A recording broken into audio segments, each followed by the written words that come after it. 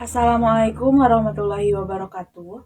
Perkenalkan, nama saya Hana Nur Aisyah dengan nomor induk mahasiswa 202200080162. Di sini saya akan membuat sebuah video presentasi tentang macam-macam lembaga keuangan dan laporan keuangan.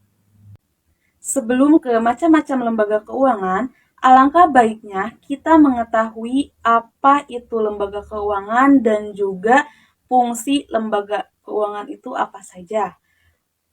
Lembaga keuangan merupakan badan resmi yang bertugas menyediakan produk serta fasilitas dalam bidang keuangan dan juga memutar arus uang di sistem perekonomian.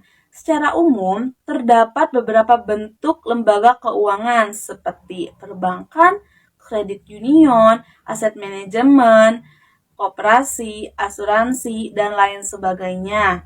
Di Indonesia sendiri, lembaga keuangan dapat dibagi menjadi dua jenis, yaitu lembaga keuangan bank dan lembaga keuangan non-bank.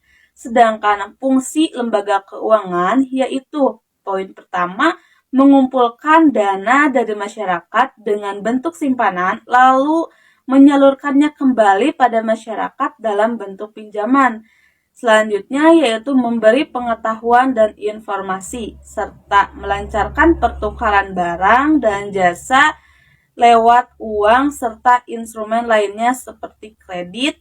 Terakhir yaitu menciptakan dan memberikan likuiditas.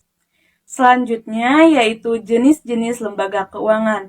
Pertama, lembaga keuangan bank. Lembaga keuangan bank merupakan lembaga keuangan yang memberikan fasilitas dan jasa perbankan bagi masyarakat, baik dalam penyimpanan, pembayaran, dan pemberian dana. Yang kedua yaitu lembaga keuangan non-bank. Lembaga keuangan non-bank merupakan lembaga keuangan yang melakukan proses penghimpunan dana dengan cara mengeluarkan surat-surat berharga.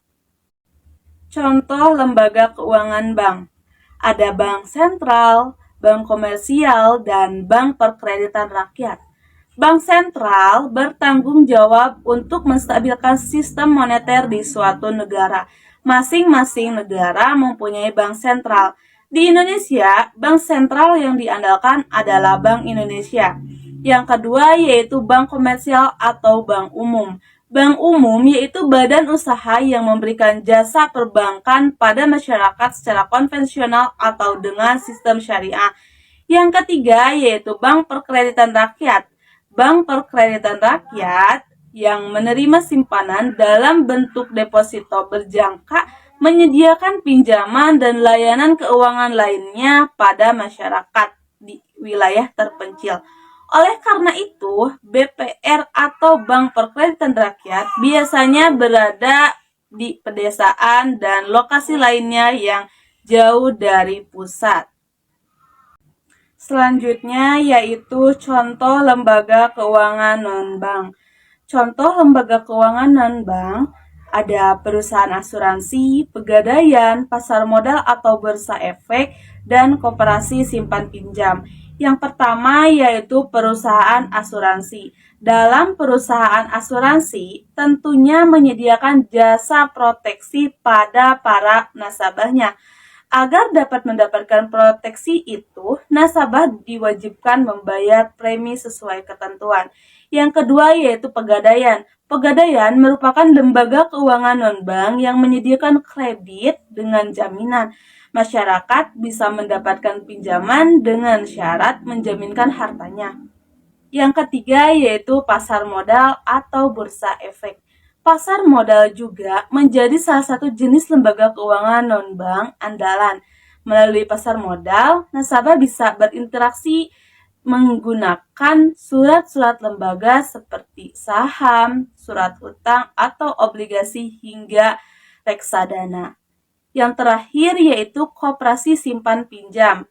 Koperasi merupakan lembaga keuangan non-bank yang memberikan jasa simpan pinjam pada anggotanya dengan bunga yang relatif rendah, sehingga membedakan masyarakat dari rentenir dan dapat mengelola uang secara lebih produktif. Selanjutnya yaitu manfaat lembaga keuangan. Ada beberapa manfaat lembaga keuangan. Pertama, memudahkan transaksi dengan menjadi lintas pembayaran. Yang kedua, menjadikan uang tunai dengan penarikan melalui ATM. Yang ketiga, mengalihkan aset untuk memperoleh keuntungan. Yang keempat, relokasi pendapatan untuk digunakan di masa depan. Lembaga keuangan menjadi tempat aman untuk relokasi pendapatan nasabah. Selanjutnya yaitu laporan keuangan. Apa sih laporan keuangan?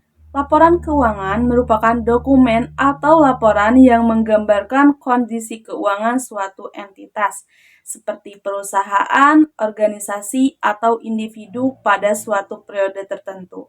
Laporan keuangan biasanya berisi informasi tentang pendapatan, biaya, laba atau rugi, aset, utang, dan ekuitas. Tujuan utama dari laporan keuangan adalah untuk memberikan informasi yang relevan dan diandalkan kepada pemangku kepentingan seperti pemilik bisnis, investor, kreditur, dan pemerintah, serta masyarakat umum.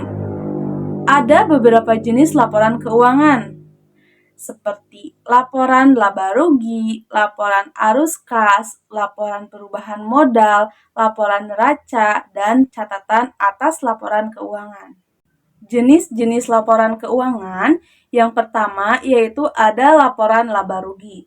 Laporan laba rugi merupakan salah satu jenis laporan keuangan yang digunakan untuk memberikan informasi tentang kinerja keuangan suatu perusahaan atau entitas bisnis selama periode waktu tertentu. Dalam laporan laba rugi, pendapatan perusahaan dicatat terlebih dahulu, kemudian dikurangi dengan biaya-biaya yang dikeluarkan untuk memperoleh pendapatan tersebut. Hasil pengurangan ini disebut dengan laba kotor. Selanjutnya, laba kotor dikurangi dengan biaya operasional dan biaya-biaya lainnya seperti bunga dan pajak untuk menghasilkan laba bersih. Terdapat dua jenis laporan laba rugi yang biasa digunakan oleh bisnis, yaitu single step dan multiple step. Yang kedua yaitu laporan arus kas. Laporan arus kas merupakan sebuah laporan keuangan yang menunjukkan arus masuk dan keluar uang atau kas dari sebuah perusahaan selama periode waktu tertentu.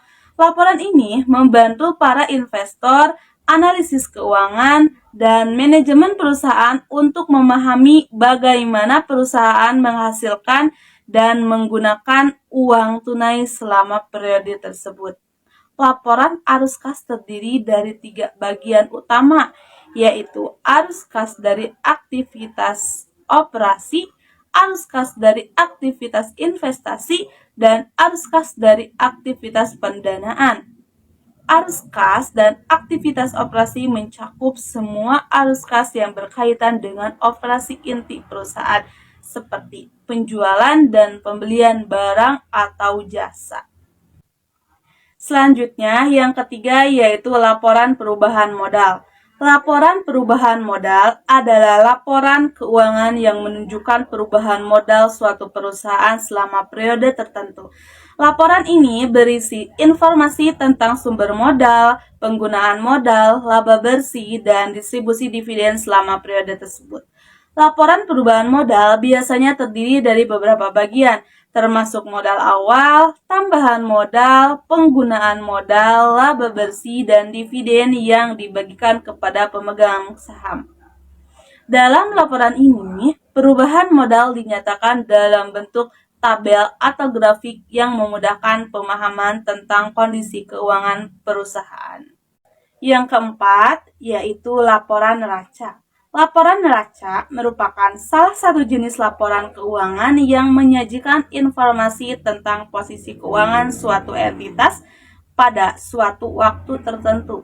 Laporan neraca biasanya disusun oleh perusahaan, organisasi nirlaba, dan entitas lainnya yang ingin melaporkan informasi tentang aset, kewajiban, dan ekuitas mereka. Laporan neraca mencantumkan semua aset yang dimiliki oleh perusahaan seperti kas, piutang, inventaris, dan properti. Yang terakhir, yaitu catatan atas laporan keuangan. Catatan atas laporan keuangan merupakan informasi tambahan yang disertakan dalam laporan keuangan suatu perusahaan atau organisasi. Catatan atas laporan keuangan menjelaskan secara rinci informasi tentang aset, kewajiban, ekuitas, pendapatan, dan biaya yang tercantum dalam laporan keuangan serta kebijakan akuntansi yang diterapkan oleh perusahaan atau organisasi. Catatan atas laporan keuangan memiliki peran yang sangat penting dalam membantu pembaca laporan keuangan memahami informasi yang terkandung di dalamnya. Ada beberapa fungsi laporan keuangan untuk bisnis. Yang pertama, sebagai alat pengukuran kinerja bisnis. Yang kedua, memudahkan pengambilan keputusan. Yang ketiga, sebagai alat untuk memenuhi kewajiban perpajakan. Yang keempat, yaitu sebagai alat untuk mendapatkan modal. Yang terakhir, yaitu sebagai alat untuk memantau arus kas. Cukup sekian presentasi dari saya tentang macam-macam lembaga keuangan dan laporan keuangan. Terima kasih. Wassalamualaikum warahmatullahi wabarakatuh.